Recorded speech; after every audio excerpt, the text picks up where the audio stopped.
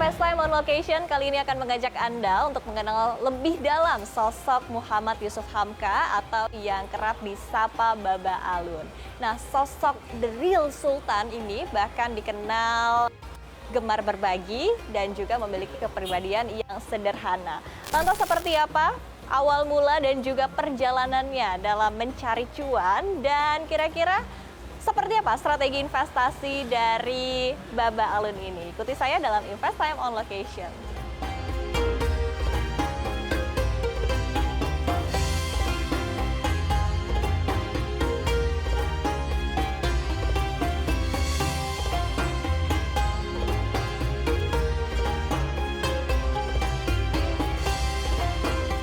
Assalamualaikum Bapak Yusuf Hamka. Waalaikumsalam warahmatullahi wabarakatuh. Baba Alun ya, saya boleh panggilnya siapa ini Pak? Baba Alun boleh, Baba Gembel boleh, nggak ada masalah. Tapi nggak ada gembel-gembelnya nih Pak. bekas dipanggil Gembel sama ibu saya. Dulu ibu bapak saya manggil saya Gembel. Jadi karena waktu kecil itu saya suka nyeker. Dan teman-teman saya atau saudara saya udah pakai celana panjang, saya masih suka pakai celana pendek. Mereka pakai sepatu, saya suka nyeker. Akhirnya kalau mau pergi saya cuma paling sendal jepit aja udah. Gitu. Oke Pak. Oke, Baba Alun, mungkin boleh diceritain sekarang lagi sibuk apa?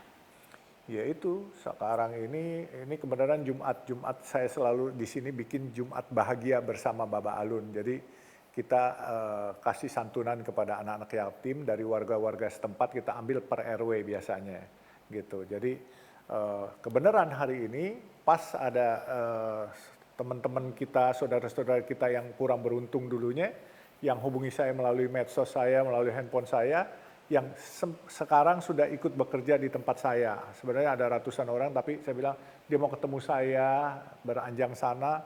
Hari ini 25 orang, jadi setelah itu kita acara bagi anak yatim. Kemudian sore ini kebenaran, biasanya kami siapkan buka puasa gratis semua dari kami, tapi hari ini ada teman yang dia merupakan koordinator satpam di sebuah bank swasta. Dia ingin menyumbang ketupat sayur 100 porsi hari ini. Luar biasa saya pikir, koordinator satpam. Biasanya dia datang ke tempat kami hanya bersih-bersihin masjid di bulan Ramadan. Tapi kali ini selain bersih-bersihin masjid kami, dia ingin memberikan 100 porsi ketupat sayur. Nanti dia akan berikan. Jadi kalau ada donasi dari teman-teman yang mau ikutan bagi buat buka puasa, kaminya ngalah. Jadi nggak usah double sehingga mubazir. Kami tidak meminta donasi dari siapa-siapa, tetapi kalau ada orang mau donasi, silakan. Kalau mau donasi berupa makanan, anytime kemari. Mau berupa uang, anytime kemari. Kami nggak punya nomor rekening dan kami tidak pernah bikin proposal. Oke. Nah tentunya selain tadi ya sibuk berbagi terhadap sesama, kemudian juga tadi selain sibuk berdonasi juga tentunya mungkin boleh diceritakan Baba Alun kira-kira sekarang kesibukannya nih ya untuk bisnisnya sendiri seperti apa? Bisnis-bisnis mana saja yang masih dipegang? Bisnis saya masih jadi dirut di 4 perusahaan, yaitu di Desari sini, terus di Soreang Pasir Koja, Jalan Tol Pasir Koja, terus di Cileunyi Sumedang Dawan yang sedang dibangun, yang terowongannya terindah, terbagus di Indonesia sekarang. Terus yang Citra Marga Surabaya dari airport ke Waru. Jadi 4-4-nya saya mesti tangani. Kenapa saya mesti tangani padahal saya harusnya pensiun, tetapi saya harus memastikan satu, terutama Cileunyi Sumedang Dawan, on the right track pembangunan ini harus selesai. Oktober tahun ini semua sudah bisa terhubung dari seksi 1 sampai seksi 6. Sekarang baru seksi 1 yang dibuka, yaitu dari Cileunyi sampai Jatinangor saja. Nantinya bisa sampai Sumedang dan Bandara Kertajati. Nah itu saya harus pastikan itu selesai. Nah kedua di sini Desari sekarang baru dari TBC Matupang, Andara, Brigif, Krukut sampai Sawangan. Dan saya memastikan dulu ini sampai selesai, sampai ke hubung nanti Bojonggede, terus Salabenda, terus berhubung dengan Bogor Ring Road.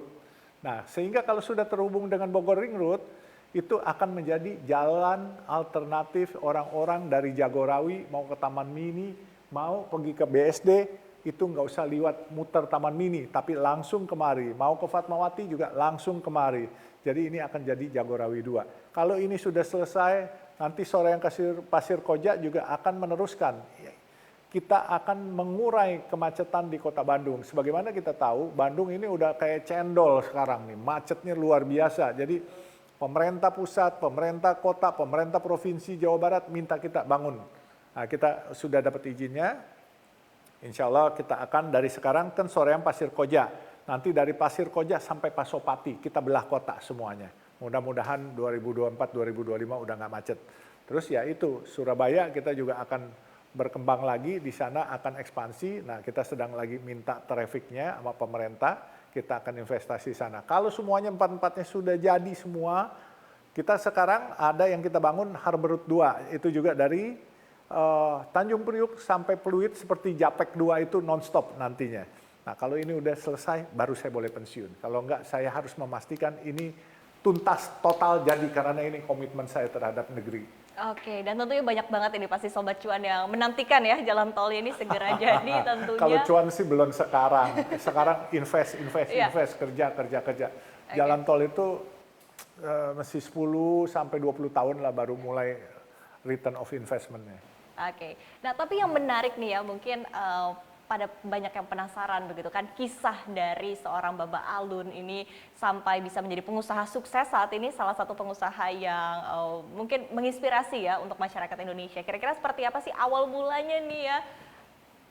Awal mulanya semua harus kerja keras dan kerja cerdas, juga kerja amanah, dan tentunya dapat ridho orang tua, dan yang paling penting ridho dari Tuhan.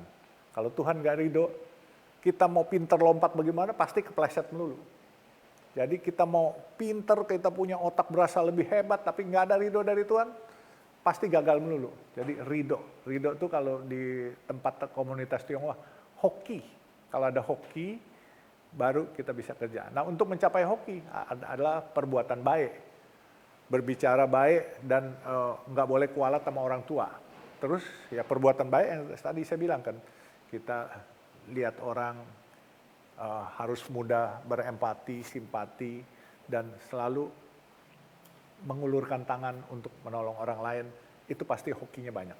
Oke, nah tapi kan dulu Bapak pernah ceritanya pernah jualan es mambo nih ya, terus pernah jadi pedagang asongan juga, bahkan dulu cita-citanya jadi tukang parkir katanya Bapak. Tapi sekarang ternyata bisnisnya jalan tol begitu yang mempengaruhi hajat hidup orang banyak. Nah, dari awal mula kisahnya sebagai pedagang begitu sampai sekarang berdagang sesuatu yang lebih besar lagi, ini kira-kira seperti apa?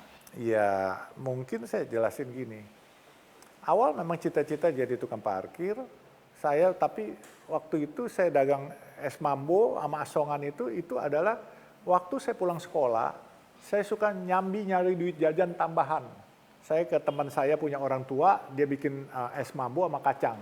Sehingga kami ngambil semuanya itu, kami berdagang. Nah, kami berdagang di Istiqlal biasanya itu. Dan kalau dibilang kepengen jadi tukang parkir, karena setiap kami mau sekolah, kami selalu ketemu teman-teman saya kan ada hansip, ada tukang narik gerobak sampah, ada tukang parkir. Nah, kalau ketemu biasanya saya nanya, lu dapat berapa lu satu hari? Ya, kalau biasa 10.000 minimal, kalau hoki 12 sampai 15.000. Nah, pada saat itu semangkok bakmi cuma 300 perak. Saya kan berpikir, kalau 10.000, 33 mangkok bakmi paling tidak. Kalau saya makan satu hari 3 kali, 3 mangkok, berarti kan saya masih ada save 30 mangkok. 30 mangkok, saya pikir more than enough itu. Iya kan, jadi saya pikir, jadi tukang parkir, kalau lulus SMA jadi tukang parkir aja ya. Itu saya sekolah SMA, rumah saya di Krekot Bunder, saya sekolahnya di Pintu Air, jadi saya mesti liwat di belakang Metro Pasar Baru. Jadi teman-teman saya pada jadi tukang parkir di sana. Nah, sehingga saya berasa jadi tukang parkir cukuplah gitu. Tapi Allah berkehendak lain. Ya kan? Cita-cita jadi tukang parkir. Tidak pernah mimpi jadi orang kaya, pernah mimpi, tapi tidak pernah bermimpi bahwa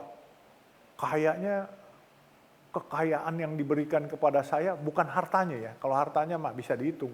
Yang tidak terhitung yang Allah berikan adalah kebahagiaan, kenikmatan, dan kehormatan buat saya. Itu yang saya nggak bisa hitung dan tidak bisa di planning by matematika juga nggak bisa itu. Oke, nah tapi mungkin ini bisa menginspirasi juga ya untuk Sobat Cuan semuanya begitu, untuk pemirsa semuanya. Kira-kira Seperti apa sih untuk mendapatkan cuan pertama nih ya, cuan besar pertama menurut seorang Baba Yusuf begitu, Baba Alun begitu, nah kira-kira seperti apa? Ya dulu mah nyalo-nyalo, biasanya kalau dulu tuh saya nyalo mesin Gurinda buat potong ubin itu. Dulu kan belum ada, jadi saya nyalo dari Singapura, itu dibawa kemari, terus dijual ke sini. Tetapi ya saya lihat terus ada belakangan nyalo jual beli motor, jual beli mobil gitu. Ya lama-lama begitu udah cuan kan kita nabung, kita nggak boleh konsumtif. Begitu dapat cuan 1.000 gitu, langsung dihabisin 500. Enggak, saya begitu dapat cuan 1.000, bukan saya pelit. Paling saya belanjanya 2 perak, 3 perak, yang lain nabung. Orang bilang pelit, bodoh amat. Ya kan, kita nabung aja pokoknya. Tuh duit soalnya harus beranak. Beranak itu kan kalau kita nabung, kita kerja, itu dia pasti dapat bunga, kayak bunga tabungan, bunga deposito. Tapi kalau kita mendadak butuh modal, ada proyek bagus, ambil dari tabungan ini gitu. Jadi orang harus hemat, efisien. Oke. Dan strategi ya, diperlukan strategi tentu untuk mengatur keuangan begitu, biar bisa beranak pinak. Nah, tapi Betul. nanti kita akan membahas kira-kira seperti apa dari segi strategi-strategi yang dilakukan begitu kan. Tapi sebelumnya tantangannya dulu untuk memulai bisnis begitu, karena tampaknya dari awal memulai sampai sekarang juga pasti tantangannya luar biasa begitu. Karena untuk menghadapi tantangan seperti itu, seperti apa? Iya, tantangan yang paling berat adalah apa yang kita dapat selalu kita kepengen belanjain, mengendalikan emosi birahi belanja, itu yang paling berat. Jadi kadang-kala kan orang kalau udah dapat cuan, pengen mobilnya Lamborghini, Rolls Royce, biasa, itu angan-angan boleh, tapi harus kalau mau beli misalnya mobil 5 miliar, kita harus punya kekayaannya 500 miliar dulu. Kalau kita punya kekayaan 10 miliar, kita belanjain 5 miliar. Ini 5 miliar emangnya pasti akan buat kalian sustain. Ya kan, perjalanan masih panjang. Ya kan, kalau misalnya mendadak kayak pandemi, plek, ini duit bisa habis. Tapi kalau kalian punya 500 miliar, kalian belanjakan 5 miliar, masih ada 495. Kalau itu dibungakan 495 miliar, kalau bunga 10%, 49,5 miliar. Kalau anggap deh separuh 5%-nya, ya kan 24,5 miliar. Itu 24 miliar 750 juta. Nah 24 miliar 750 juta dalam 1 tahun, kalian tinggal bagi 12. Kalian bisa dapat 2 miliar per bulan. 2 miliar cukup nggak buat makan? Cukup saya aja. Duit 1 juta nggak habis buat saya. Jadi makanya saya tuh kalau makan 1 juta berarti cuma 30 juta setiap bulan. Ini 1 juta aja kami nggak habis loh buat kami makan. Mau foya-foya pun sebagaimana juga nggak habis itu. Tapi kalau buat judi, itu pasti habis. Tapi buat tindak-tindakan yang benar itu pasti nggak habis. Oke, ini penting banget ya untuk dimengerti ya untuk Sobat Cuan semuanya. Berarti harus bisa menawan hawa nafsu tentunya, apalagi untuk hawa nafsu belanja begitu. Nah, tapi tadi yang menarik juga adalah terkait dengan strategi-strategi. Nanti kita akan membahas ya kira-kira seperti apa strategi mengatur keuangan ala Baba Alun. Tentunya nanti kita akan kembali lagi usai jeda berikut ini. Jangan kemana-mana, tetaplah bersama kami di Invest Time.